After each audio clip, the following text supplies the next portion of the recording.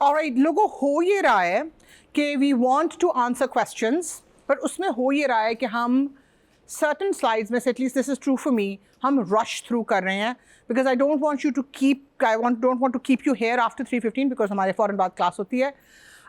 So अगर तो आपका सवाल ऐसा है कि आपकी आगे की सारी समझ उससे कॉम्प्रोमाइज़ हो जाएगी, तो by all means ask, ठीक है? Otherwise let's finish, questions लिख लो and we'll try and answer them in the end because I went back and I looked at the slides for language and because मुझे एक point पे लग रहा था कि ओह ये ख़त्म नहीं होगा, we actually didn't make a few points that we should have made, right? So we're going to talk about attention today and attention is really important. So let's try and sort of like go through it. अपने सवाल साथ साथ लिखते जाओ and we'll do the questions at the end. ठीक है? Is that okay? But अगर कोई ऐसा सवाल है कि आप लग रहा है कि आप फंस जाओगे इसके ऊपर, तो वो पूछ लो and you know we'll go from there. All right? Okay, we're going to go ahead and start. All right. So if you were going to your doctor's office and then you walked in and the doctor's not in the office and these things were lying on the doctor's desk, what would you guys do? Vaji. Uncha puttar? So there's a possibility that he was fixing the frame of the thing that like... No. I'm not asking you to presume कि वो क्या करे. आप क्या करोगे? I would be slightly concerned because these are tools that would not generally be present in a doctor's office. But would you do anything with them? No. Okay, anybody else? Ji puttar Uncha? I would pick up the hammer and like, hit it somewhere. Okay, doctor Nasir, ये आपको इनको मिलने आना चाहिए आपसे. जी पुत्र, आप बताओ आपका क्या नाम है? Black T shirt? नहीं पुत्र, आपसे पीछे वाले. हाँ पुत्र, आप जो उधर देख रहे हैं. Sameen, Ajmer, I'm sorry. ऊंचा पुत्र. I said, if you walk into your doctor's office and this is lying on the doctor's desk and the doctor's not there, what would you do? Wait for the doctor. Okay, all right. Wait for the Putter, aap? I will have a process case, some work is going on and the doctor is not there, so I'll just come back later. Okay, all right. So this is an experiment that this French neurologist called Lermite actually did. So Lermite के office में ये सारी चीज़ें पड़ी हुई थी and आप जैसा एक मरीज़ आया और उसने आके by the time Lermite अपने ऑफिस के अंदर आया, वो तस्वीर जो है वो दीवार पे लगी हुई थी. तो फिर Lermite ने कहा कि अच्छा चलो एक्सपेरिमेंट करते हैं. So he basically, you're a patient waiting, यार इसका कहाँ से होता है ये? You're a patient waiting for the doctor in the exam room and the doctor comes in bearing a hypodermic needle and then he turns around and presents his buttock to you. What would you do? Ji putra Ubaid Uncha. Ask many questions. Okay. Good. All right, somebody else? Are you sure? Uncha. I would take the injection from him and inject it. Dr. Nasir, आपको time चाहिए, आपको appointment चाहिए. So if you did this, which is give the injection to the doctor, you would have a prefrontal lesion. And so basically, patients with prefrontal lobe deficits appear superficially normal. They do not display obvious impairments in perceptual abilities and their speech can be fluent and coherent. And regular intelligence tests हैं, उनके ऊपर they score normal, but it's only when you start doing specific and sensitive tests, it becomes clear कि जो lesion है, उसने function को disrupt किया हुआ है. The behavior of a prefrontal patient can be dominated by the immediately available information. So part of attention is being able to choose what not to pay attention to. So do you see why I'm concerned for you? So so basically, अगर context ठीक नहीं है, available information है, I mean obviously Ubaid said I would ask a lot of questions. Somebody else said कि मैं सोचूंगा कि अभी काम हो रहा है. So that all is perfectly, reasonable. But अगर आप उसके ऊपर act कर देते हो, right? So then that actually, you want to be concerned about it. So where is the prefrontal cortex? यार ये project ही नहीं हो रही सही. चलो खैर कोई बात नहीं, I mean we can talk, चलो अच्छी बात है, वो शो नहीं हो रहे। कोई मुझे बताए किधर है प्रीफ्रंटल कॉर्टेक्स? हाँ, जो पर्पल रीजन है, ओके। सो जो लाल है वो ये, सॉरी, ये क्या है? हाँ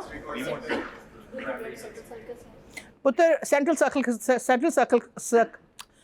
सर्कस कहाँ पे है? Between the red and blue. Between the red and the blue. So फिर ये रेड क्या है? ये सेंसरी है, राइट? और ये मोटर है फिर, राइट? ये मोटर प्लानिंग एरिया है, ये फ्रंटल आई फील्ड है जहाँ पे आंखों की सारी मूवमेंट्स होती हैं, ये ब्रोकर्स एरिया जो हमने स्पीच में पढ़ा था। सो ये जो एरिया है ये प्री फ्रंटल है, I mean which is an oxymoron because ये सारी फ्रंटल लोब है, बट ये जो है ये प्री फ्रंटल कॉर्टेक्स है। सो ये आपने वो सेंसरी और जो मोटर होमंकुलस जो है जो सेंट्रल सल्कस के दोनों साइडों के ऊपर वो वहाँ पर है। अच्छा, so for many, why are we talking about the prefrontal cortex? Because for many years, scientists thought कि जो attention है, that is a function of the prefrontal cortex. And what makes things complicated is that is true to a certain extent. Because the prefrontal cortex is critical to attention. How and why, we'll see in a minute, and we'll also see why it's not the only seat of attention. But let's pause here for a second and let me ask you guys, what is attention? Putter, uncha awaz. The ability to focus on something and then do whatever you're doing. Okay. How do you decide what to focus on? By like what's more important, like prioritize what's important to you. And then But what? तो आप different words use कर रहे हो ना to say the same thing. कैसे आप prioritize कर रहे हो? ऊंचा पुत्र,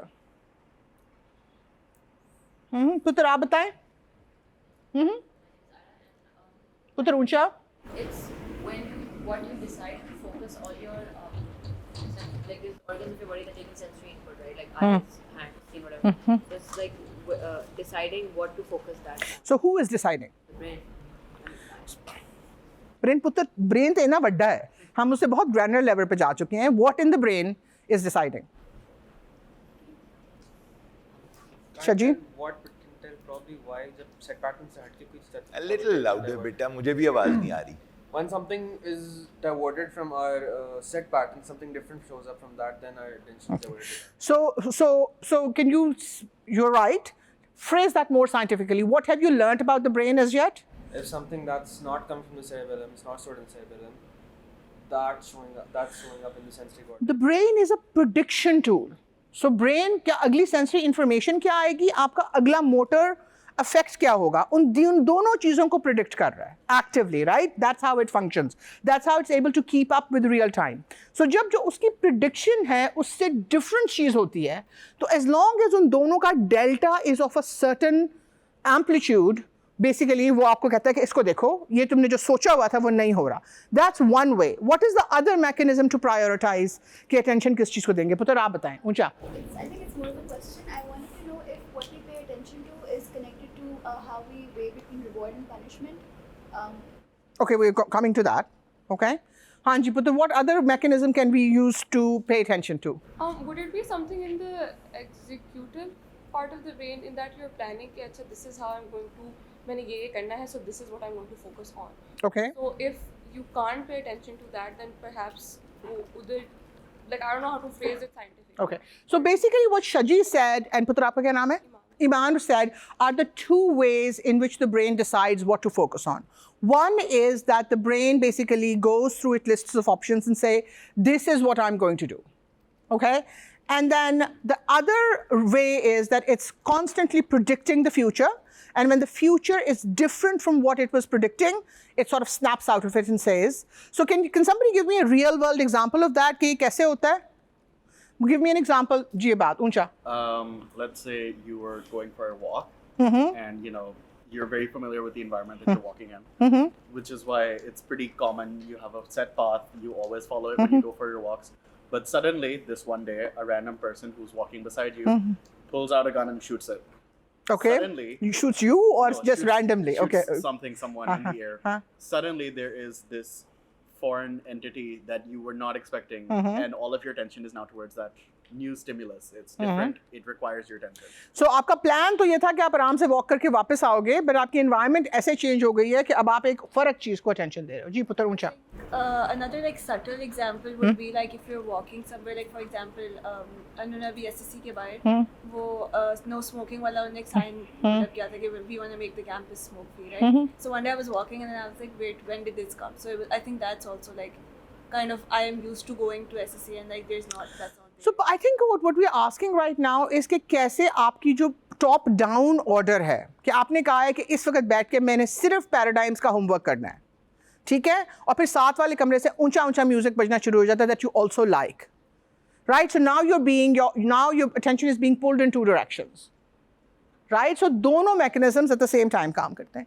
Okay, so everyone knows what attention is. It is the taking possession by the mind in clear and vivid form of one out of what seems several simultaneously possible objects or trains of thought. So, आप देख रहे हो यहाँ पे आपके जो trains of thoughts हैं वो सारे इधर उधर जा रहे हैं. So who always has a longer to-do list than there are hours in the day? Right? Everybody. Right? So basically आपने decide करना होता है कि of all the options that are available to you, you know, आपने किस चीज़ के ऊपर act करना है, ठीक है? So action is the flexible control of limited computational resources. Why those resources are limited and how they can be best controlled will vary across use cases, okay? But the ability to dynamically alter and route the flow of information has clear benefits for the adaptiveness of any system. So जो नीचे वाले तीन हैं वो पढ़ो. I'll give you a minute, and then I want a volunteer to tell me what this is telling you.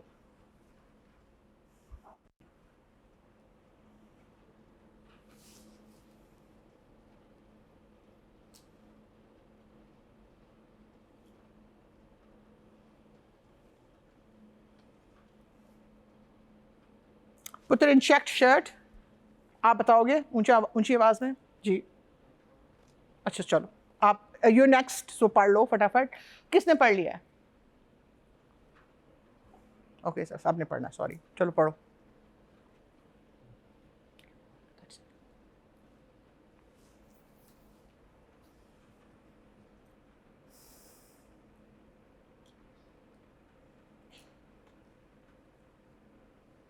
जी मान.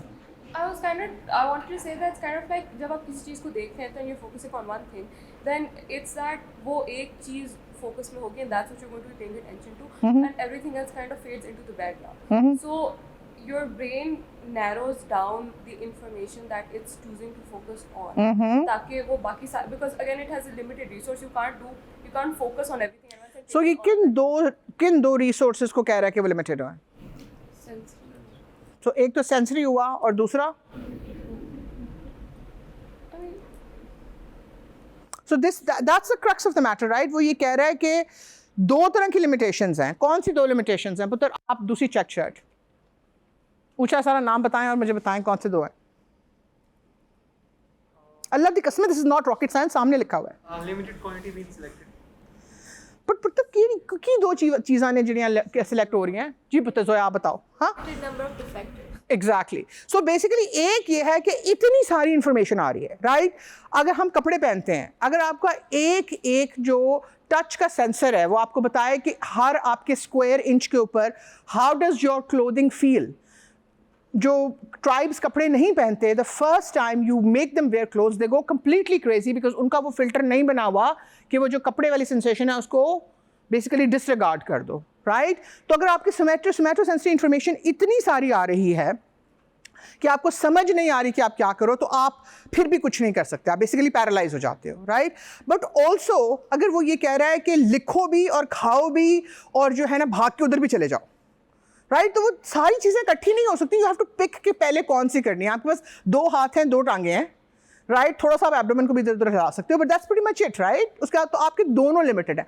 तो जो तीसरा वाला, जो बिल्कुल बॉटम वाला ये वाला है, वो ये कह रहा है कि बेसिकली डजंट मैटर कि आपका जो लिमिटेड रिसोर्स है वो सेंसरी है या मोटर है, जो भी उस वक्त ज़्यादा स्केर्स होता है वो बॉटल नेक बन जाती है, राइट? सो इसलिए आपके पास 8 लेन हाईवे है, बट एग्जिट जो है 8 लेन हाईवे से दूसरी हाईवे पे जाने का वो सिर्फ 1 लेन का है, राइट? तो बॉटल नेक कहाँ पर होगा?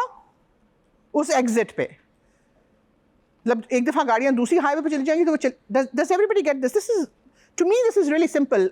लोगों को समझ आ रही है इस बात की कि नहीं आ रही? किसको समझ नहीं आई? सो पुत्र बॉटल नेक ये होता है कि जो भी सो डिफरेंट यूज केसेस में डिफरेंट बॉटल नेक्स होंगी, ठीक है? कुछ में इंफॉर्मेशन इतनी ज़्यादा होगी कि इंफॉर्मेशन प्रोसेसिंग जो है वो बॉटल नेक हो जाएगी।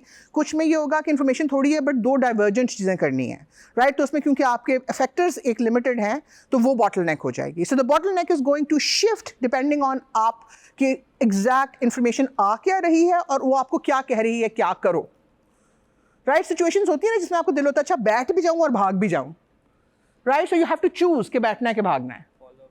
यस, डिसाइड नहीं हो पाता तो कौन सा डिसऑर्डर है? उसको कहते हैं एनालिसिस पैरालिसिस। Actual disorder. हाँ, सेंसरी ओवरलोड भी हो सकता है। उसमें क्या होता है? सेंसरी ओवरलोड से क्या होता है? You just feel everything too much and then. या तो उसको क्या कहते हैं आम वर्नाकुलर में क्या कहते हैं? ADHD समथिंग फर्क how is that? Is anxiety.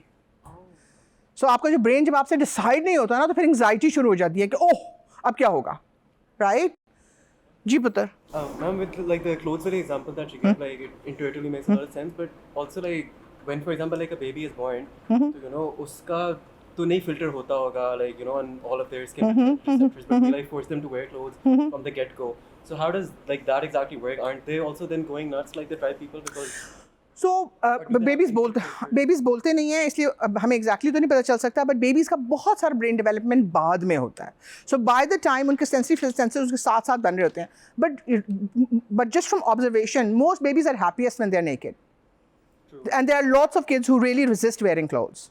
और अगर आप उनको थोड़ा सा भी चुभने वाला कपड़ा पहना दो तो दे आर मिजरेबल, राइट? तो उससे ये है कि हाँ उनका भी एक प्रोसेस है हैबिचुएशन का। Does that make sense? Yeah, exactly. और देखो इसी तरह से जो रशियंस ने एक्सपेरिमेंट्स किए हैं कि वो they give birth under water and वो बच्चा जो ही पानी से निकलता है वो साथ ही स्विम करना शुरू कर देता है। सो जो उसकी इन यूट्रो एनवायरनमेंट में थी वो पानी में सस्पेंडेड था, अगर आप उसी को कंटिन्यू करो तो the child is happiest. Change is hard for all organisms. Okay, alright. So everybody, so the first one is वो हम रिपीट कर रहे हैं, to pay attention is to choose what not to pay attention to, right? This is a really key concept कि अगर आप एक चीज़ पे फोकस कर रहे हो तो दैट ऑटोमेटिकली मीन्स कि आप 10 चीज़ों को कम से कम इग्नोर कर रहे हो, राइट? एंड ये बिल्कुल एक सॉर्ट ऑफ इंस्टिंक्टिव लेवल पर भी है, but it's also very meta because the most important skill of adulthood is to learn to say no and to determine what you will say no to. So जब बंदा किसी काबिल हो जाता है, any person worth their salt, and this is conscious level, but this is top down what you will pay attention to. This is not bottom up, right? Bottom up is much more instinctive, loud noise hai, you will pay attention to that. Is that basically you're going to have way more options to do stuff than you have time for. So it's really important to say कि आपने no कैसे कहनी है and also कि what to say no to. So why is there attention?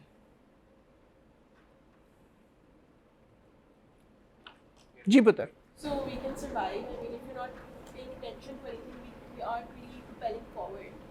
So शेर खा जाएगा आपको बेसिकली अगर आप वक्त पे भाग के दरख्त पे नहीं चढ़े एंड शेर ने पकड़ लिया आपको नीचे, और या फिर ये कि आपका आप सांप के से दूर दौड़ने के बजाय सांप की तरफ दौड़ पड़े तो ये pretty much dead, right? I mean, कितने सालों से इंसान सवाना में रहता था? कितने हज़ार साल?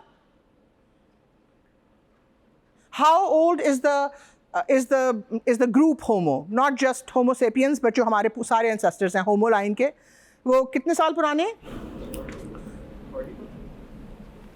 उत्तर तो उसे जाके खलो जा, उत्तर कोने जाके खलो जा। इतने जोर की पेनल्टी है जी, आप बताओ। अच्छा चलो at least get the unit right, you know, ये नहीं कि कितने hundreds of years या कितने thousands या कितने whatever, but at least get the unit right. I was just saying to about more than 20. तेरा बेड़ा था तो पूरा ग्रुप खड़ा हो जाना है पीछे जाके।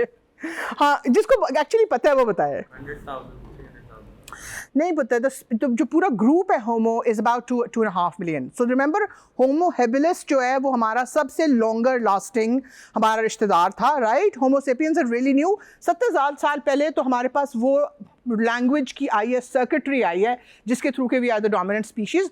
100,000 ईयर्स अगो रिमेंबर मैंने बताया था कि जब हम यूरोप गए थे तो निएंडरथॉल्स ने हमें मार के वापस भेज दिया था अफ्रीका, राइट. सो जो मॉडर्न ह्यूमन है, homo sapiens, we think are about 3 lakh साल, 300,000 ईयर्स ओल्ड, राइट. बट जो होमो एज अ ग्रुप है वो 2 मिलियन साल है. और उन 2 मिलियन सालों में से कितना हमने टाइम सवाना में गुजारा है? 5,000 साल पहले हम कहाँ रहते थे?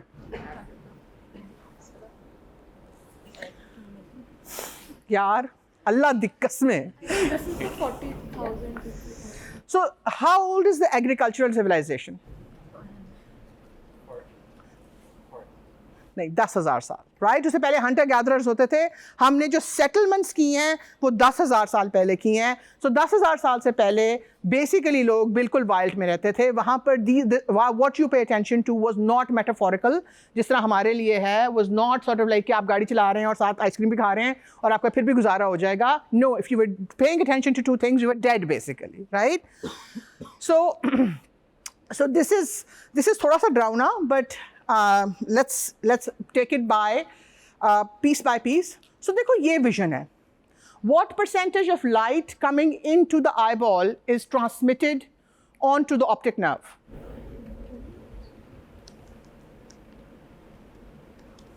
Anybody? चलो तुक्का मारो यार. 10%. Good.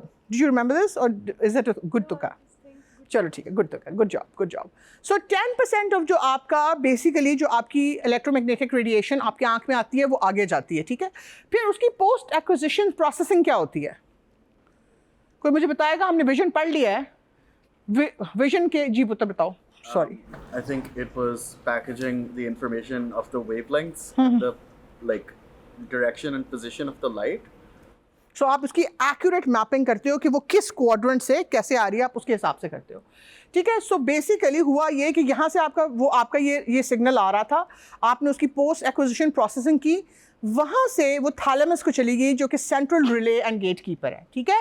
थैलेमस जो है, रिमेंबर दैट जब हमने विजन में बात की थी कि for every 1 fibre that is coming from the retina to the thalamus, there are 9 fibres coming to the thalamus telling it what not to look at, right. So ये वो जो है ना, वो ये जो गेट कीपिंग है ना, वो ये वाली गेट कीपिंग है कि वो 9 फाइबर्स नीचे आ रहे हैं जो कि कह रहे हैं ये भी ना देखो, ये भी ना देखो, ये भी ना देखो, just look at this, right.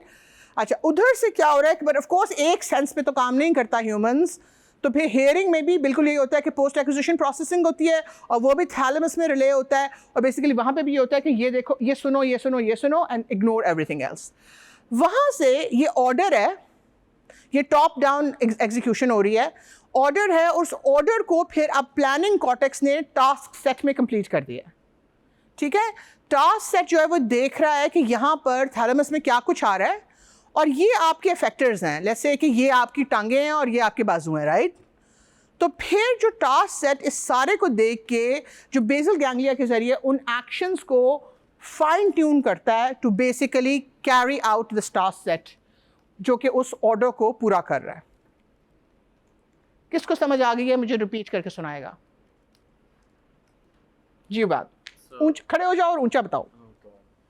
It's okay, come on, we are all friends है. चलो शाबाश.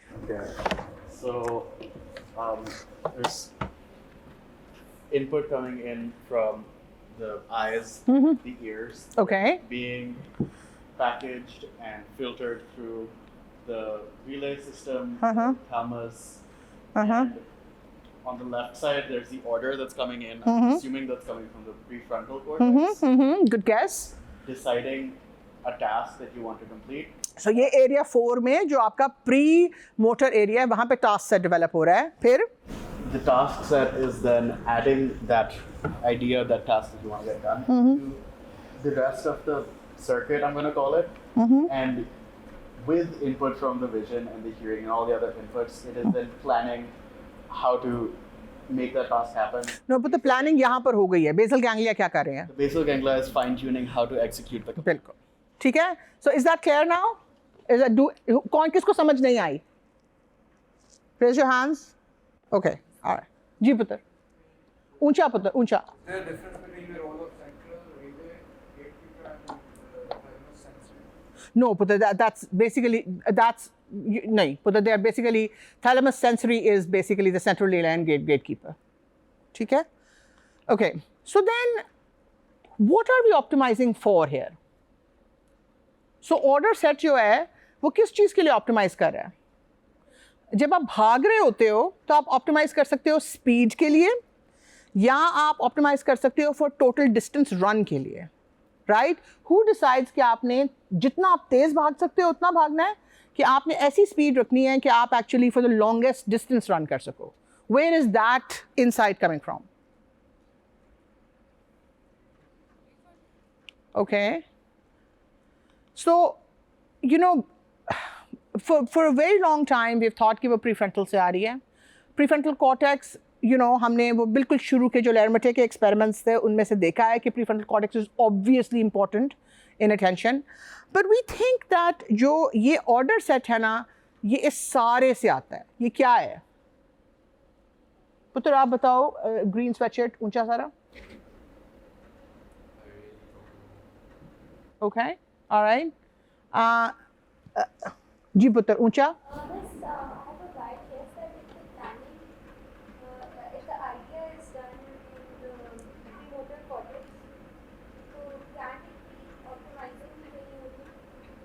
पुत्र प्री मोटर कॉर्टेक्स तो एक्चुअल एक्शंस प्लान कर रहा है ना, एंड वी थिंक कि pre frontal cortex is important in the executive function.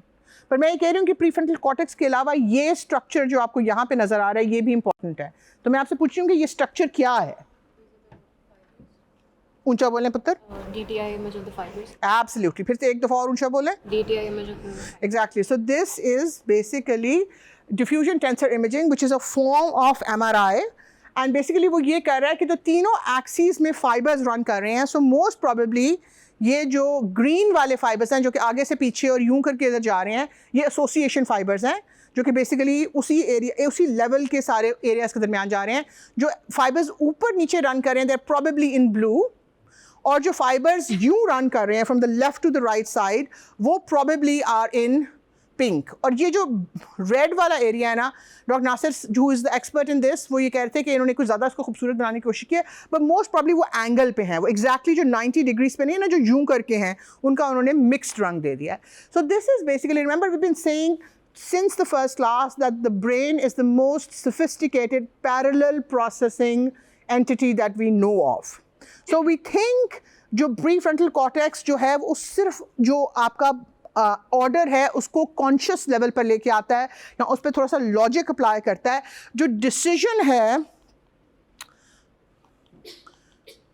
आय हाय गलत तरफ, जो डिसीजन है वो इस सारे all the parts of the brain talking to each other में से emerge करता है. ठीक है? So basically आपका prefrontal cortex and बाकी सारा कुछ जो है वो उसको execute करता है. So basically connectome है with maybe more of an emphasis on the prefrontal cortex जो कि आपको decide कर रहा है कि किस चीज़ को attention देनी है. So basically आपका जो अगर आपने उसको और define करना है तो parietal, frontal और cingulate जो cortices हैं we think are very very important in deciding what to pay attention to. अब मुझे कोई अगर ये बताए, क्योंकि ये सारी चीज़ें आपको पढ़ाई हुई हैं कि फ्रंटल का क्या काम है, पैराइटल का क्या काम है और सिंगलेट का क्या काम है, तो उसको बहुत सारे CP के मार्क्स मिलेंगे. नहीं आप इसमें इंक्लूड नहीं होती. जी, एनीबॉडी? यार ये तो वो चीजें हैं जो हम हर क्लास में बात करते हैं कि ओके. सिंगलेट गायरस जो है, चले आप बताएं सिंगलेट गायरस क्या करता है? पेन वाला. सो पेन क्या चीज़ होती है? इमोशन. सो सिंगलेट गायरस में इमोशन रहती है basically. Parietal is actually working memory. जो सारी आपकी जो रेलेवेंट चीज़ें हैं ना, जो आपकी सिचुएशन है उसकी सारी वर्किंग मेमोरी उसने पुल कर ली है पैराइटल में से. और फ्रंटल एक्चुअली उसमें आप कह लो कि लॉजिकल वाला पार्ट है जो कि 2 + 2 4 करके देख रहा है. So basically these are the 3 main areas and those are the right. Parietal context दे रहा है, सिंगलेट जो है वो उसकी इमोशन जो उसके साथ एसोसिएटेड है वो बता रहा है, और फ्रंटल उस सारे को एनालाइज करके कह रहा है okay I am leaning towards this वाली side. So parietal is the RAM, frontal is the microchip, और जो सिंगलेट गायरस है that's peculiar to us, जो हमें जो कंप्यूटर में अभी तक हमने सिमुलेट नहीं किया हुआ. जी पुत्र. How do hormones come into it? Because the ADHD और सब तो ये कहते हैं ना, it's an issue with. पुत्र इस सारी चीज़ से हार्मोन्स जो है ना वो कंट्रोल होते हैं.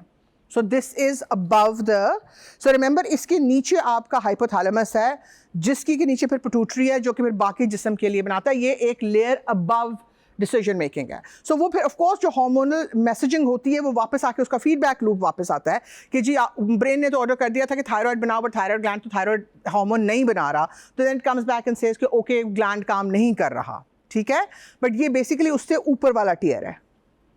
सो बेसिकली जो मॉडल्स हैं वो ये है कि एक सेंट्रलाइज्ड आर्किटेक्चर है कि बेसिकली ये इनपुट 1 2 3 इधर एक सेंट्रल जगह पर आती है और फिर वहाँ से एक चीज़ निकलती है. But the model that we think is actually real is this distributed architecture कि यहाँ से वो जो ईमान ने बात की है कि वो कहता है कि अच्छा जी थायराइड हार्मोन बढ़ा दो, पता चलता है कि जी वो थायराइड ग्लैंड तक काम नहीं कर रहा, राइट. सो फिर वो वापस आता है और कहता है कि यार थायराइड ग्लैंड तो काम नहीं कर रहा, TSH इंक्रीज़ कर दो. तो फिर वो सारा जो है फिर जब वो TSH इंक्रीज़ होता है वो थायराइड फिर ओवर शूट कर जाता है, फिर वो सिग्नल आता है, right. In the mean time आपको पता चल रहा है कि गर्मी है, जून का महीना है, वो तो बेचारा मर गया है from just the heat, right? So all of these things actually will pay attention to in the process of deciding what to do. So perception serves action because we have to represent the world in order to act in it. How we learn to perceive the world around us is very much through action. मुझे इस आखिरी जुमले का कोई मतलब बताएं. जी पुत्र ऊंचा. So basically when we orient ourselves in the environment, when we interact with the environment is the information that we get and then the information we perceive and process. Okay. So मुझे give me an example. पुत्र आप बताएं. I think it's also linked to something we learn. For instance, कुछ भी like once जैसे बचपन में we're learning something to pick up something. Once we try. ऊंचा पुत्र ऊंचा. Once we try and pick it up and once we have interacted with it, or even like learning how to ride a bike, for instance. जब तक हम करेंगे नहीं, we won't perceive it or learn it. So the bottom line is that as soon as you act upon a plan, that action, the execution of the action changes the plan immediately. So therefore अगर आपने अपना कोई behavior change करना है तो उसमें जो index action है, so let's say you want to start walking every day. So जो instead of planning out for the next 15 साल, if you just go for a walk the next day, that has a much bigger impact on how you'll go forward than just बैठ के plan करना. जी पुत्र आपका सवाल था. ऊंचा पुत्र. So children जो छोटे बच्चे होते हैं, as soon as they touch something hot or like that, तो वो ये perceive करते हैं कि हम दोबारा से वो कभी उस चीज़ को touch नहीं करेंगे या they something जिनसे उनको नुकसान पहुंचाओ, they'll not go close to that. And this is how they could learn perceiving the reality that these are the things which you're not. Absolutely, that's very true. So आपको आपके जो action के consequences हैं वो आपको बताते हैं what to pay attention to. जी पुत्र. ऊंचा पुत्र. तो आपका जो डिस्ट्रीब्यूटेड आर्किटेक्चर है उसमें जो फीडबैक मैकेनिज्म्स हैं आर दे इनबिल्ट या वो थ्रू आउट लाइफ चेंज हो सकते हैं? आप मुझे खुद बताओ इसका जवाब. आई थिंक इनबिल्ट होने चाहिए. फिर इनबिल्ट होने चाहिए और फिर क्या होना चाहिए साथ? कुछ इनबिल्ट होते हैं, बाकी कैसे बनने चाहिए? आप मॉडल ऑप्टिमाइजेशन के हिसाब से बात करो ना, कैसे बनने चाहिए वो? जैसे जिएंगे जिसमें चाहिए होगा उसमें. राइट. सो अगर फर्ज करो कि मैं और माइकल जॉर्डन दोनों जाएं ट्रायल करने के लिए बास्केटबॉल ट्रायल्स के लिए, तो क्या उसका और मेरा एक्सपीरियंस एक जैसा होएगा? नहीं, राइट. तो अगर हम दोनों के बिल्कुल मॉडल्स इनबिल्ट हों तो मैं तो ट्रॉमा से बहुत जल्दी मर जाऊंगी ना, राइट. सो बेसिकली आपका एक्सपीरियंस, आपका कनेक्टोम जो बनता है वो आपके एक्सपीरियंसेस से बनता है. और कनेक्टोम किस उम्र तक बनता है? So 25 तक तो मेजरली बन रहा होता है. अब I think the maturation happens earlier for girls than for boys. But then किस पार्ट में आपके adult neurogenesis किस पार्ट में होता है? This is we're going to talk about this in memory. किसी को पता है adult neurogenesis किस पार्ट में? हिपोकैम्पस में. पुत्र ऊंचा बोले. हिपोकैम्पस. और हिपोकैम्पस क्या करता है उस न्यूरोजेनेसिस के जरिए? Memory and learning basically I guess. So I'm just giving you a pre-show of the talk on memory. जो न्यूरोजेनेसिस होता है वो नई मेमोरी को इनकोड करने के लिए नहीं होता, वो पुरानी मेमोरी को मॉडिफाई करने के लिए होता है. So every time you pull a memory, वो मेमोरी चेंज हो जाती है, उसके कनेक्शंस चेंज हो जाते हैं और वो ऑब्वियसली ब्रेन तो बिल्कुल कंफ्यूज हो जाएगा. तो नए सेल्स जो हैं वो जाके उस नए मॉडल को रीइंफोर्स करते हैं. सो बेसिकली आपका है कि कुछ कनेक्शंस इनबिल्ट होते हैं that we bring with us and then the rest of them we form through our actions. Why does it? This is a memory question. Never mind. Yeah. Okay. So states of attention. High. जो जागते हुए voluntary, heightened, danger या anxiety. Right? Involuntary जो ऊपर गए हुए हैं anxiety में, अनप्रिडिक्टेबल इन्वायरमेंट में, या कुछ कैफीन या अदर ड्रग से आपकी जो है स्टेट ऑफ अराउजल वो बढ़ जाती है, राइट? लो में टायर्ड या drowsy, asleep, alcohol and other drugs, right? Absent, coma, anesthesia, and then obviously finally death. Anesthesia और coma में क्या फ़र्क होता है?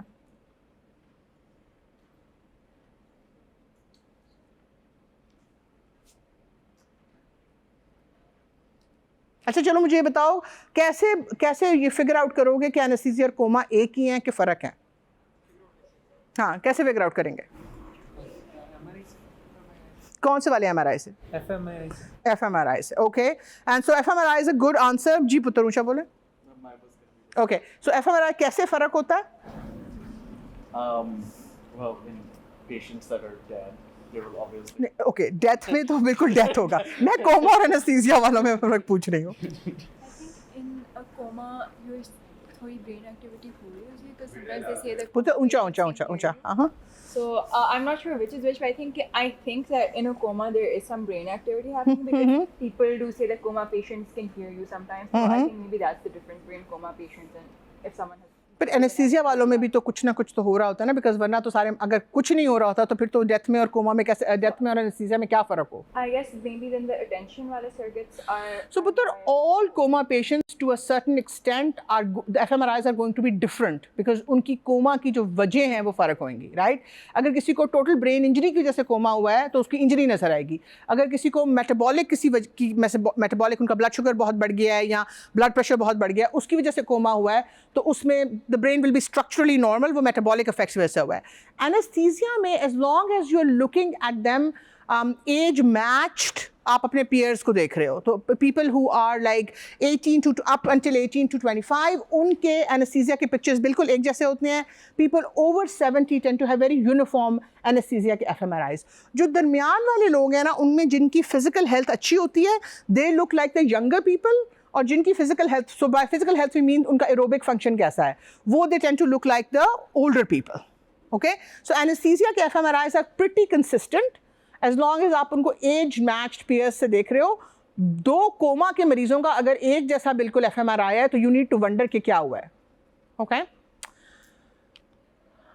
Alright. So ways to parse attention. So हम कुछ की तो इसमें से बात कर चुके हैं. सो बेसिकली जो ड्राइवर्स हैं वो क्या हो सकते हैं? वो बॉटम अप हो सकते हैं, जो कि आपने खुद बताया है कि जो आपका प्रिडिक्टेबल वाला है उससे, जो आपने प्रिडिक्ट किया था उससे आपका असल में रियलिटी है वो फ़र्क है, तो फिर आपने देख लिया. टॉप डाउन में आपने बैठ के सोचा कि मेरे लिए ये 5 चीज़ें इंपॉर्टेंट हैं, मैं इनमें से सबसे इसके ऊपर अटेंशन कह रहा हूँ. ये जो एक्सपेरिमेंटल डिज़ाइन है, what this is really important, इसकी जो प्रीवियस टास्क है वो actually much more than we think influence करता है कि आप एक्चुअली किस चीज़ को अटेंशन दोगे. सो इन experiments, these are experiments that were done in different corporations in the US, and they found that अगर आप लोगों को कोई ऑनेस्टी की बात बताएं, कि आप जैसे फॉर एग्जांपल बताएं कि जॉर्ज वॉशिंगटन ने जब चेरी ट्री काटा था तो उसने जाके खुद बता दिया था कि चेरी ट्री कट गया है, या ये कि I mean if it's a Muslim population के हुज़ूर सल्लल्लाहु अलैहि वसल्लम कहते हैं कि झूठ बोलना गलत बात है, तो एक्चुअली उन लोगों की बिहेवियर जो है वो चेंज हो जाता है बाकी के सारे दिन के लिए. और अगर आप उनसे पूछो कि तुम्हारा बिहेवियर क्यों चेंज हुआ है, तो most of them can't actually remember कि उस बात की वजह से हुआ है. सो जो आपका प्रीवियस टास्क है वो बहुत हद तक इन्फ्लुएंस करता है कि आप क्या कर रहे हो. अब मुझे इसकी कोई बैड एग्जाम्पल बताए कि how does this serve us poorly in our lives day to day.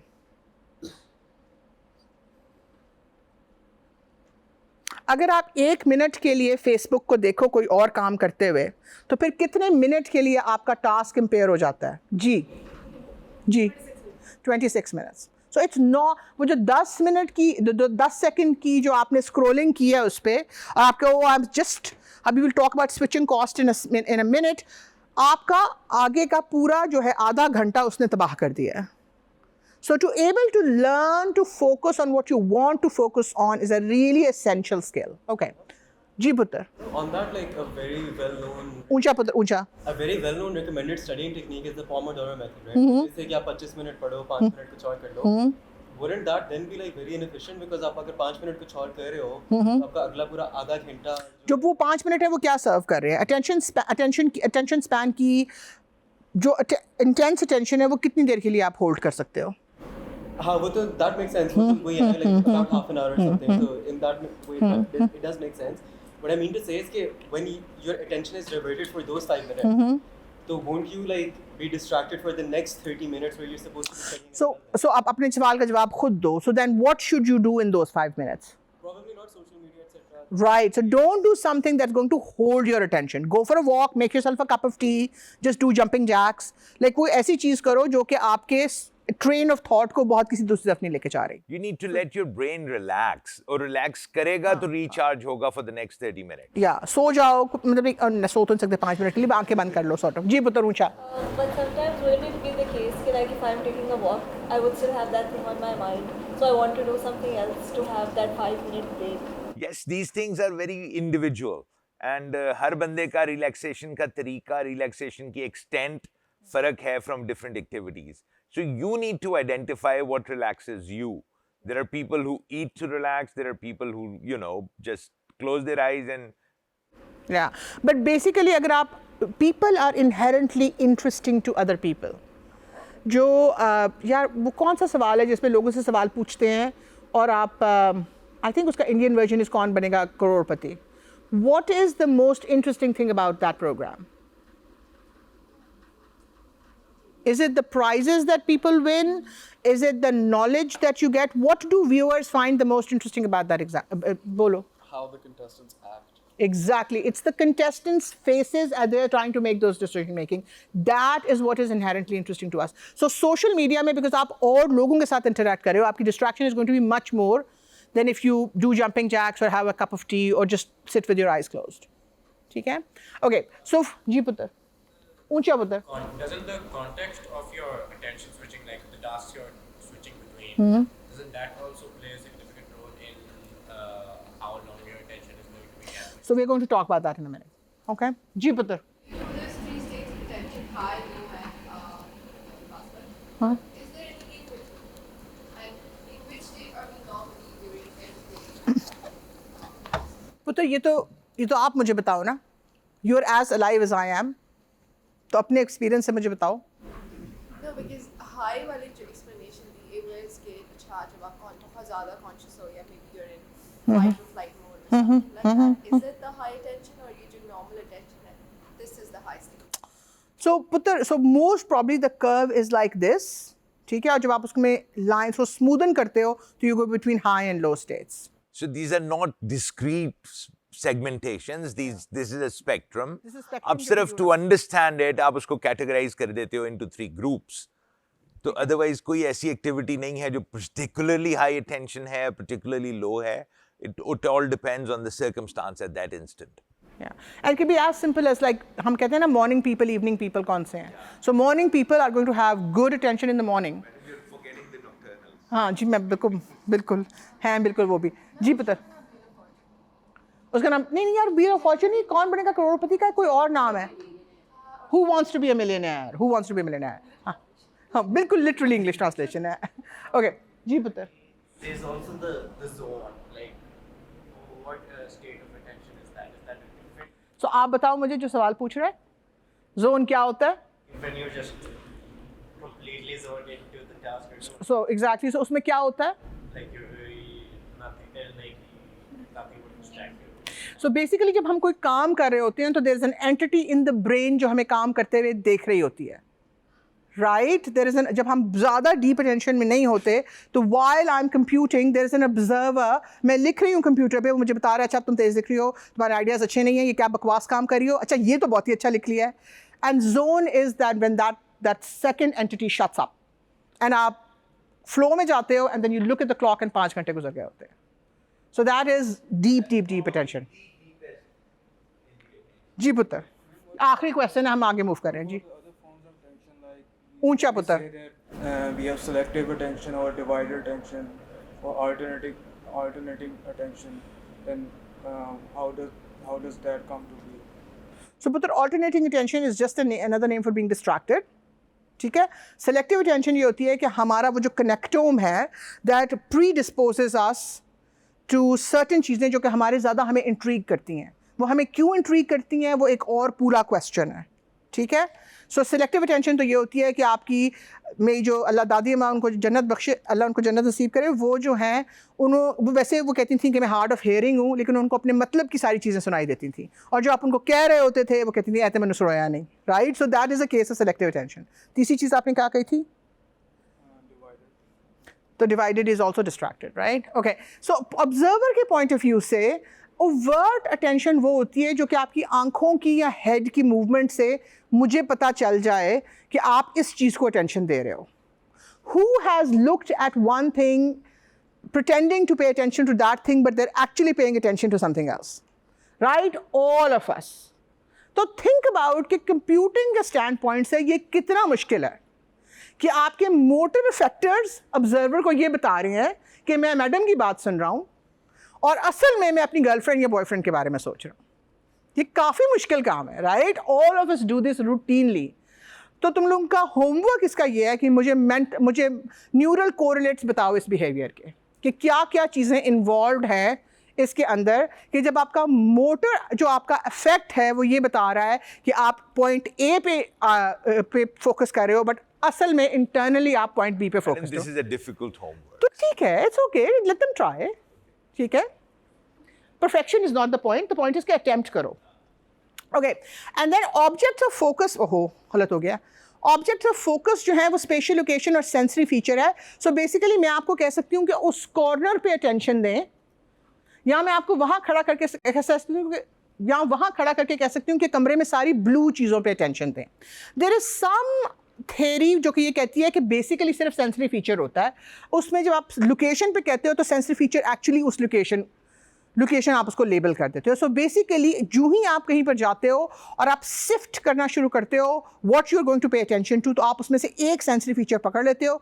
सो किसने वो देखा हुआ है वो जिसमें कि एक वाइट टीम है और एक काली टीम है? Yeah. I was about to ask them before we reveal the thing. How many of you have heard about the disappearing gorilla? Okay. For those of you who have not, I want you to search, look it up, go to the website, watch the video, and then read afterwards, after you've seen the video. So, जो भी करेगा ये घर जाके उसने team white को देखना है. So there's a black team and a white team. You're all looking at नहीं actually काली टीम को भी देख लो. description में बताते हैं. खुद में हाँ. So खुद choose कर दो. I'll encourage you all to go and look it up. Okay. So, but how can we test if an area is involved in attention or not? तो एक तो ये obvious है कि fMRI देख लो. fMRI जो है fMRI के साथ क्या प्रॉब्लम्स हैं? किसने अभी तक कुछ नहीं बोला? पुत्र आप बताओ fMRI के साथ क्या प्रॉब्लम्स हैं? नीचे कर लो हाथ. ऊंचा. Okay, I'll give you a minute to think. Anybody else? जी पुत्र. It's giving very surface level information. So what's the noise आ रही है आपके पास and it's not giving the information from like. नहीं पुत्र, वो आपको एक्चुअली मेटाबॉलिक इन्फॉर्मेशन दे रहा है कि कौन सा सेल जो है वो कितना एक्टिव है इस वक्त. तो सरफेस लेवल तो नहीं है, वो आपको एक्चुअली सेलेक्टिविटी के बारे में बता रहा है. जी पुत्र. It's also giving the static information of the static information. नहीं पुत्र, fMRI स्टैटिक इन्फॉर्मेशन नहीं देता है. fMRI अगर आपने MRI चल रहा है and you are giving different stimuli तो वो शिफ्ट करता है उसका. जी पुत्र बोले. और अगर गलत हुआ ना तो you are standing there for the next. Most of our brain is always on, तो वैसे सारी region नहीं, फिर तो fMRI बिल्कुल ही काम करे. fMRI बहुत ग्रैनुलर इन्फॉर्मेशन नहीं देता. राइट. और हमने ये बात हाँ डिफ्यूज इन्फॉर्मेशन, जैसे हमने उस दिन बात की थी डॉक्टर सलमान की क्लास में कि आपकी जो इमोशन है वो बहुत एक फियर में एमिगडाला लाइट अप करता है और प्लेजर में न्यूक्लियस कंबन्स करता है, बट लव में क्या लाइट अप करता है, एनवी में क्या लाइट अप करता है. So it's very hard to granular level पर उसका देना. दूसरी बात ये है कि वी नो दैट जो सिग्नल है वो ना तो दो सब्जेक्ट्स में मैच करता है. If you show two subjects the same movie तो उनके डिफरेंट एरियाज लाइट अप करते हैं. तो आप वो तो कहते हो कि यार कॉन्टेक्स्ट है, इस बंदे का ये मेमोरी है, उस बंदे की वो मेमोरी है, इसलिए ये डिफरेंट जगह लाइट अप कर रही हैं. द प्रॉब्लम विद fMRI है कि उसी बंदे को अगर आप वही वीडियो कोई 15 दिन अपार्ट से दिखाओ तो फिर भी उसका सेम एरिया लाइट अप नहीं करता, right? So fMRI is a good tool, but ये समझना कि ये एंड और बी ऑल है, is totally not. The field is wide open for all of you कि आप कोई और ज़्यादा एक्यूरेट, ज़्यादा कंसिस्टेंट, ज़्यादा प्रिडिक्टेबल टूल करो कि कौन सा एरिया ब्रेन में किस काम के लिए लाइट अप हो रहा है. दूसरा तरीका ये है कि आप स्टिमुलेटर डाल दो एक सर्टेन जगह पर और आप उसको जो है ऑन ऑफ करके देखो कि अटेंशन पे क्या असर पड़ता है, ठीक है? फिर तीसरा वो तरीका है वो जो लैरमटे ने यूज़ किया था कि वो बेचारे लोग जिनको प्रीफ्रंटल कॉर्टेक्स में चोट लगी हुई थी, वो ये कि उनकी जो भी चीज़ सामने होती थी they had to pay attention to that, right? और तीसरा तरीका ये है कि जो पोस्ट सर्जिकल या ट्रॉमा वाले मरीज़ जिनमें सर्टन चीज़ें डिस्ट्रॉय हो जाती हैं, उनके ज़रिए भी आप कर सकते हो. Can somebody tell me what this is? इस बंदे के जो हाथ में है वो क्या है? तुक्का है. It's okay, just go for the most educated तुक्का दैट यू कैन. जी पुत्र युसरा. Like angiography में जो चीज़ें डालते like something that goes into the artery and stent. It's not a stent. जी पुत्र ऊंचा.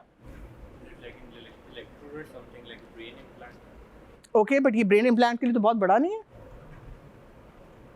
ये तो ब्रेन की लस्सी बना देंगे. जी पुत्र. Is it a tool of some sort? I'm trying to get more information.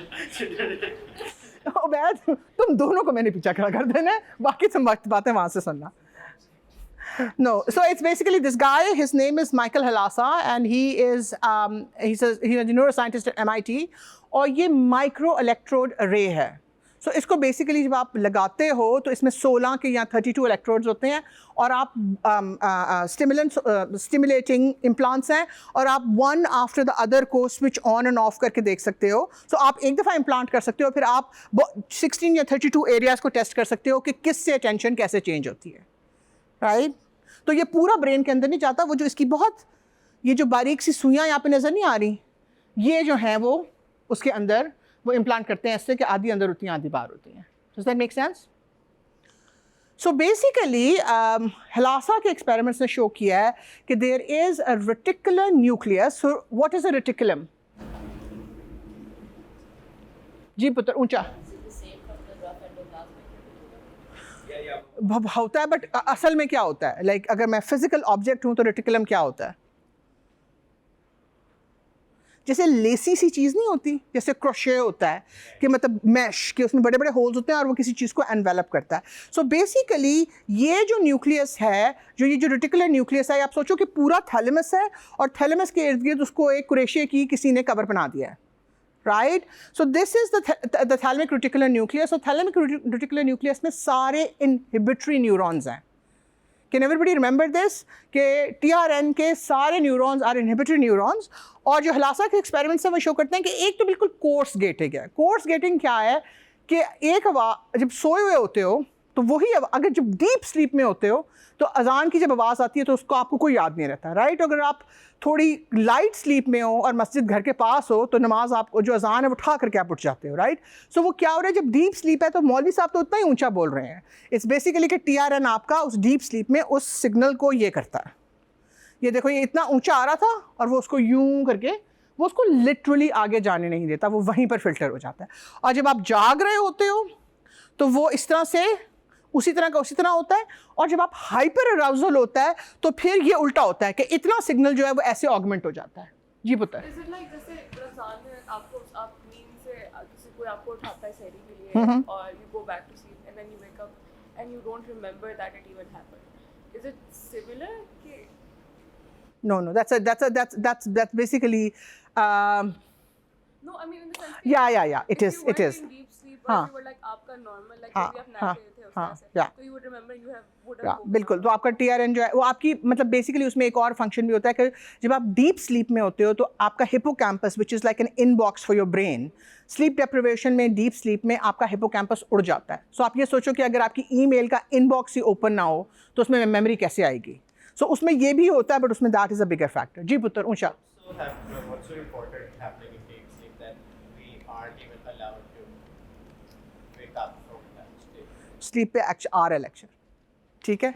What's happening in the awake state? Awake state में पुत्र जैसा होता है सिग्नल वैसे का वैसे आगे ट्रांसमिट हो जाता है, ठीक है?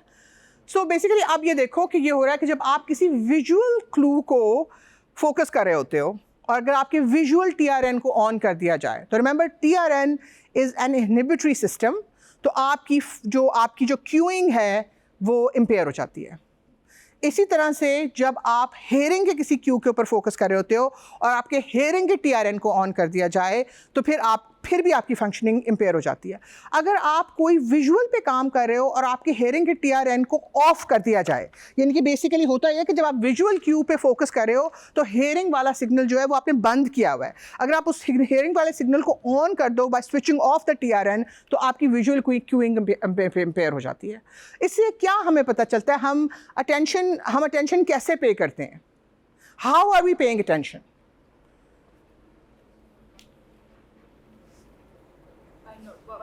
What you don't pay attention to, that's how.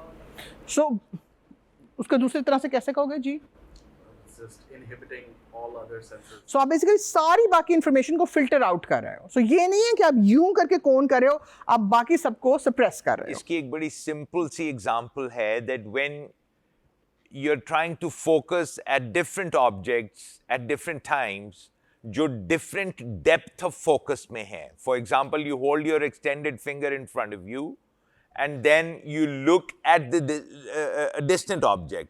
तो वो उंगली आपको ना सिर्फ वो फील्ड में स्प्लिट हो जाती है बिकॉज वो दो विजन में देख रहे हो, वो आहिस्ता आहिस्ता जब आप वो वर्ड्स पढ़ने शुरू करते हो और उस पर ज़्यादा कॉन्सेंट्रेट करते हो, the finger near by actually disappears. इसी तरह जो ही आप फिंगर को मूव करते हो, वो फील्ड में जब आती है तो एकदम पीछे वाले वर्ड्स डिसअपीयर कर जाते हैं. The finger suddenly pops into appearance. ये ट्राई करके देखें, घर में एक्सपेरिमेंट करके देखो. हाँ. जिस चीज का सही हो जाए ठीक है, जिस चीज का सही नहीं है वो आके हमें अगली दफा में बताए. जी पुत्र.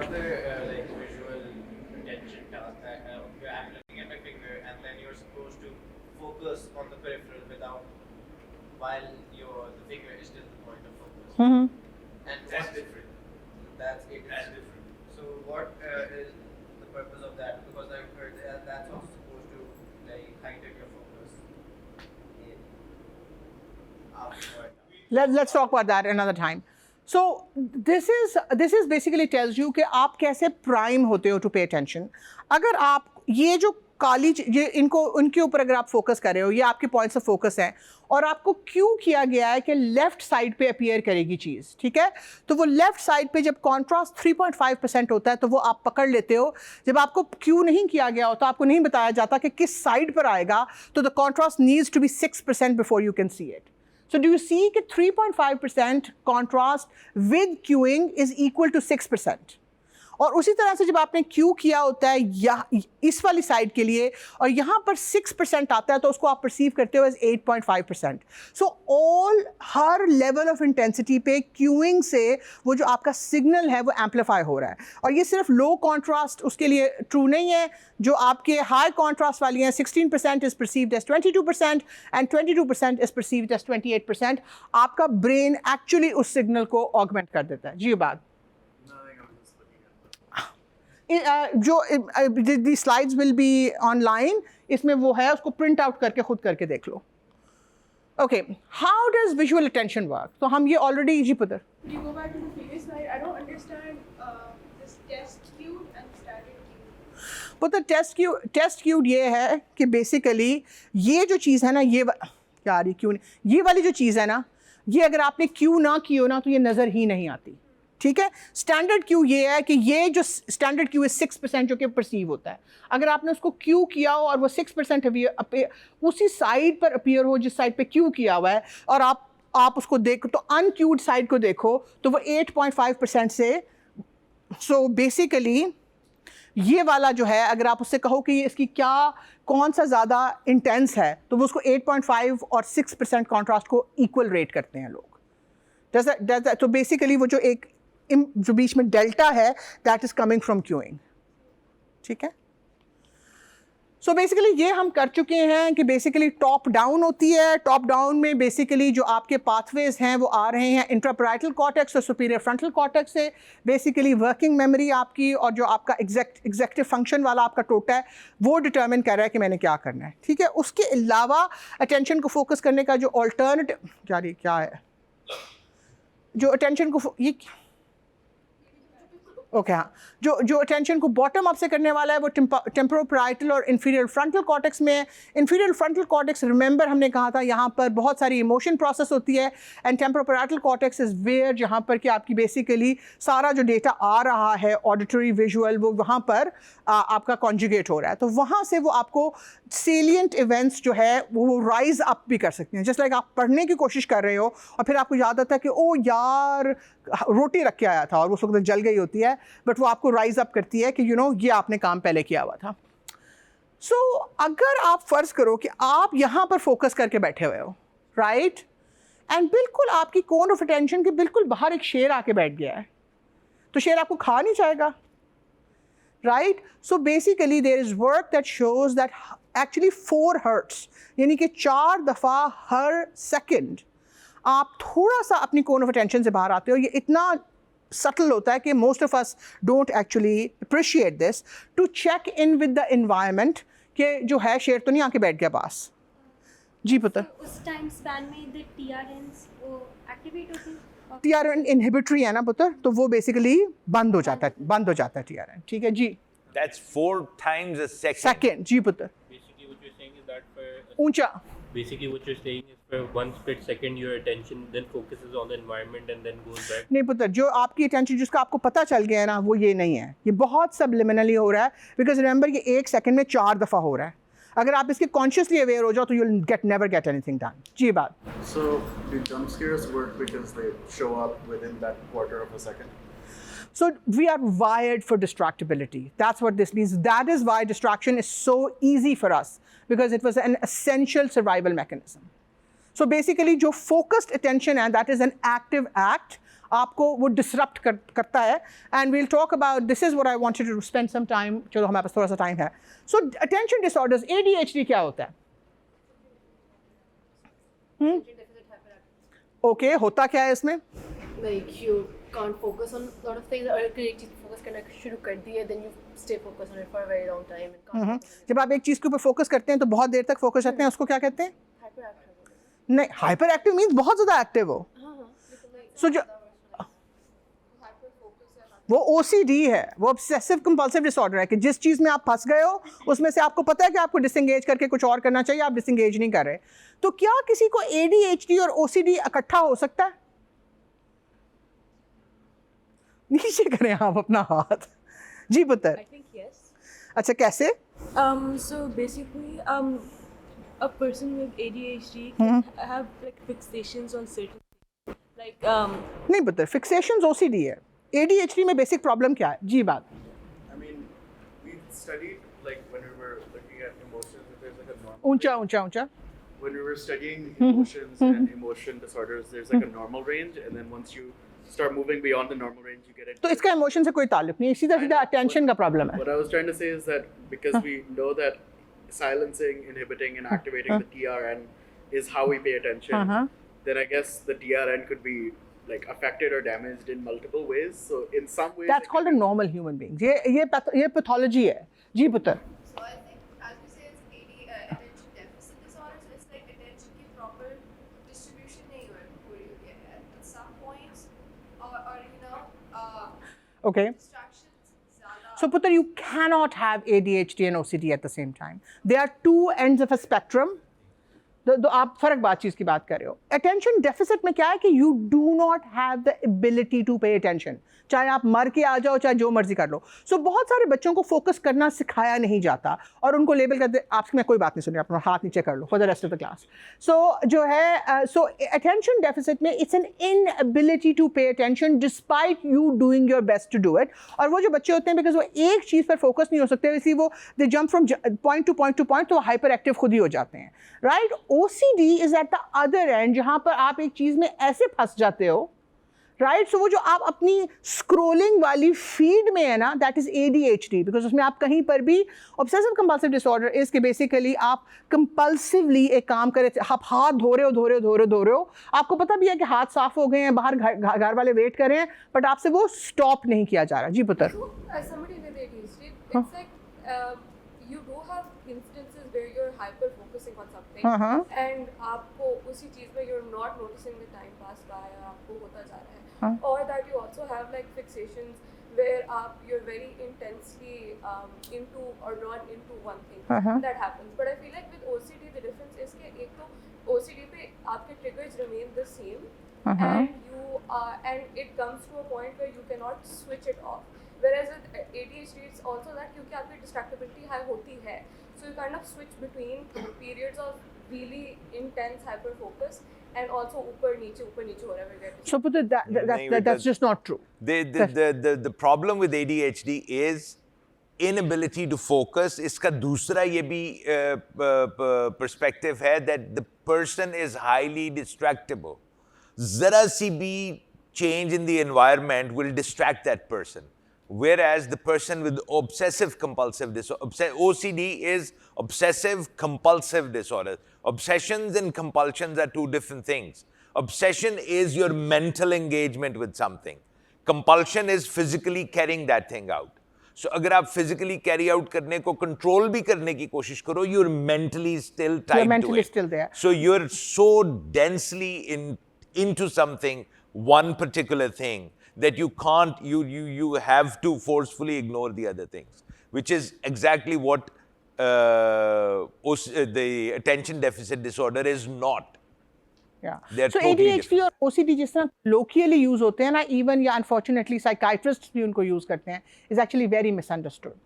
So बहुत सारे लोग जो ADHD लेबल होते हैं उनको बेसिकली एक ह्यूमन लॉक चाहिए होता है जो कि इतनी देर तक उनको एक सीट में बिठाए कि उनको आदत पड़ जाए, right? So there's that group जो कि मेडिकेट हो जाता है without needing to, but 2% of mostly boys have ADHD और उनका ये होता है कि उनको जो मर्जी कर लो, पुट्ठे होकर लटक जाओ उनके सामने, दे कैनॉट फोकस. अगर आप एक पीरियड के लिए फोकस कर सकते हो और आपको कोई कह रहा है कि ADHD है, probably the diagnosis is not correct. Okay, switching cost क्या होती है? So मैं 1 घंटे से अपने एक मैन्युस्क्रिप्ट पे काम कर रही हूँ. अब मेरा स्केड्यूल मुझे कह रहा है कि मैं किसी और चीज़ के ऊपर चली जाऊँ. How soon will I focus on the other thing?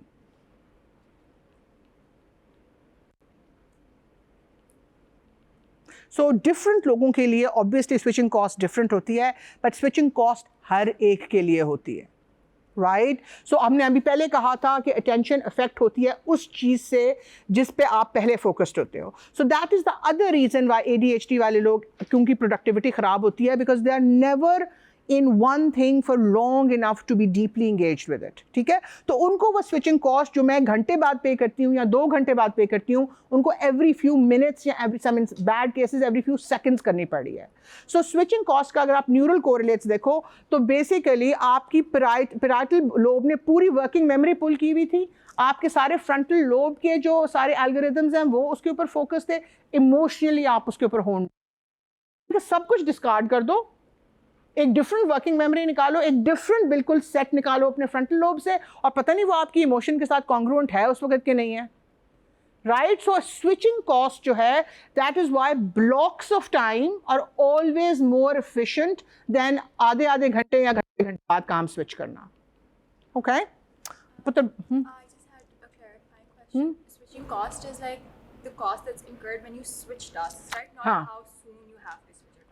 सो पुत्र जितना सून करोगे ना स्विच, उतनी हाई होती जाएगी वो. ठीक है?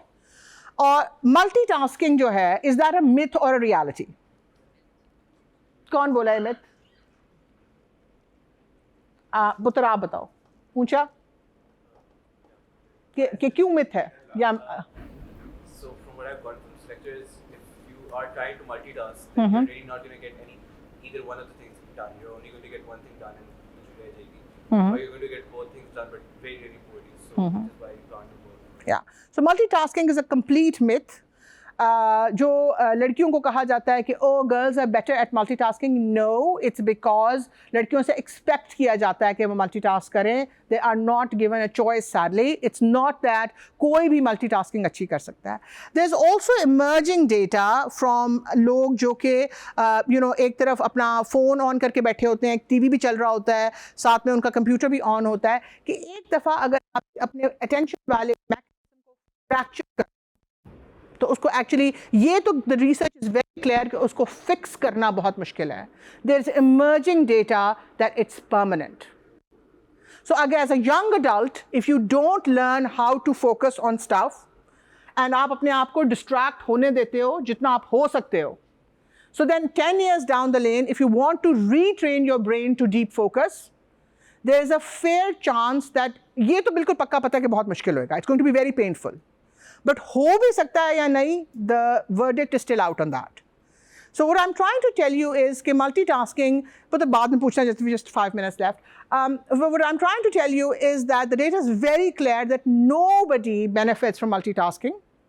And that अगर आप अपने आप को, आपका टीवी भी चल रहा है और आप अपना काम भी कर रहे हो, गाना भी सुन रहे हो, या क्रिकेट की कमेंट्री भी सुन रहे हो और साथ होमवर्क भी कर रहे हो, तो just the act of the brain having to pay attention to 2 things at the same time actually fractures your attention paying mechanism, और उसको रिपेयर करना कोई आसान नहीं है. Excuse me, Dr. Basma. Sir. Can you go back to the previous slide? There's an important question there. नहीं, the next one. जी. इस सारी slide में why this picture? Why? Because सबसे बड़ा distraction का source क्या है आजकल? Instagram, right? Social media. Because we are inherently interested in other people. So जो dopamine का jolt आता है ना, pitting. अगर I have actually done this experiment. अगर आप सारा दिन बैठ के सिर्फ emails answer करो ना as they come in, you can actually spend the whole day just answering emails. So there is that simile कि जो जार है आपकी ज़िंदगी का, उसमें बड़े वाले पत्थर पहले डालो. So figure out कि आपने ज़िंदगी में या अगले 5 साल में या अगले 2 दिन में क्या accomplish करना है, वो चीज़ें पहले करो. Leave things like answering the email to like brain dead time. For example, मेरे लिए is after 11 o'clock. If you're brain dead in the morning, then leave it for. So figure out करो कि कौन सी चीज़ें, कौन सा busy work है जो कि आप dead brain के साथ भी कर सकते हो और उसको उस time में डालो. And then figure out कि high energy वाला time जो है वो किस तरफ देना है, because it's a scarce resource. I only have 2 hours of good brain at this point in my life. So for me, it's really important to decide कि मैंने वो किस चीज़ को devote करने हैं. बिकॉज उसके बाद वो ख़त्म हो जाते हैं, राइट. हम जब मैं मैकेंजी के लिए काम करती थी, जो हमारा पार्टनर था वो नहायत सड़ू आदमी था. तो जो हमारा एंगेजमेंट मैनेजर था वो कहता था कि mister so and so has 1 hour of charm and he saves that for the client. तो हमारे हिस्से में कुछ बचता नहीं था. सो आपकी attention is just like that. Figure out कि what is your optimum time of good attention, जिसमें आप ओरिजिनल अच्छी एनालिटिकल थिंकिंग कर सकते हो, एंड देन फिर उसको उस काम के लिए बचाओ जो काम उसको डिजर्व करता है. उसको सोशल मीडिया पे मत ज़ाया करो. Okay? Yes, ma'am. You said that multitasking is bad, right? And listening to music and working doesn't go hand in hand. But like, there's also studies which say that listening to classical music actually enhances you retaining information. Is that true? Or is that... So, but the studies show that basically learning to play classical music improves maths performance. I don't think कोई भी study है जो ये कहती है कि listening to classical music at the same time and trying to do maths at the same time. There are a few people who can shut things out completely, right? So like for example, if I'm writing in a cafe, and मुझे cafe का music अच्छा नहीं लगता, तो then I would put on my own music, but वो competition है कि अगर मैं अपनी पसंद का नहीं लगाऊंगी तो मुझे कैफ़े का सुनना पड़ रहा है. But as soon as this, and this is true for many, ये बहुत multiple दफ़ा करके देखा है, जो ही आप deep thinking, एक busy work होता है, copy pasting करनी है, data clean करना है, कमरा साफ कर रहे हो, वो they don't deserve your पूरी attention. जो ही आपका ऐसा काम जिसको कि पूरी attention चाहिए, उसमें कोई और stimulus is only going to impair your performance. Okay? So basically is locus ceruleus जो है वो नॉरएपिनेफ्रिन रिलीज करता है जो कि इन सारी जगहों पर जाती है. और ये नॉरएपिनेफ्रिन जो है बेसिकली इन सारी जगहों को, सो फोरब्रेन को, एमिग्डाला को, नियोकॉर्टेक्स को, हिप्पोकैम्पस, थैलेमस, इन सब को, इवन जो आपका सेंसरी इनपुट, मोटर आउटपुट, इन सब चीज़ों को उनकी आप कह लो कि एक तरह से परफॉर्मेंस को अप कर देती है. और इसका जो कर्व है वो ये वाला है कि basically little bit of arousal is good, उससे ऊपर भी अच्छा होता है, इससे भी ऊपर अच्छा. फिर यहाँ पर आकर ये वो वाला पॉइंट है जहाँ पर आप, ये फ्लो वाला पॉइंट है कि आप बेसिकली किसी और चीज़ को नहीं अटेंशन दे रहे, और एक दफ़ा आप फ्लो में चले जाओ ना, उसके बाद अगर कोई लो एम्पलीट्यूड का स्टिमुलस आए तो आपका ब्रेन उसको शट आउट कर देता है. ये वाली जो आपकी स्टेज है ना जिसमें आप, ये वाली जो आपकी स्टेज है ना जिसमें आप अराउजल से आप फोकस हो रहे हो, उसमें डिस्ट्रैक्शंस आर फेटल। एक दफ़ा जब आप फ्लो वाली स्टेज पे पहुंच जाओ, मे भी आप वहाँ पे इग्नोर कर सकते हो, बट उससे ज़्यादा अराउजल जो है, हु हैज़ एक्सपीरियंस दिस, कि जब आप थोड़ी एंग्जाइटी तो अच्छी होती है, उसके बाद उससे ज़्यादा जब बढ़ जाती है तो फिर वो आपकी प्रोडक्टिविटी को ख़राब कर देती है, बिकॉज फिर क्या होता है, फिर आप हर चीज़ को अटेंशन पे करना शुरू कर देते हो। दिल बहुत ज़ोर का धड़क रहा है, हाथ कांप रहे हैं, यू नो उधर लाइट बहुत ज़्यादा आ रही है, साथ वाले घर में जो है म्यूज़िक बज रहा है, सो आप हाइपर अवेयर हो जाते हो, right? So hyper arousal is also not good, and that is one mechanism how you get anxiety. So basically जो आपका मॉडल ऑफ द वर्ल्ड है, जो बेसिकली डिटर्मिन करता है कि ये ऑर्डर टास्क कहाँ से आएगा, वो neuronal hardware based on genes which can be thousands of years old. So जो कहते हैं ना, लोग कहते हैं ना कि फ्री विल है, किसकी अपने जीन्स में फ्री विल है?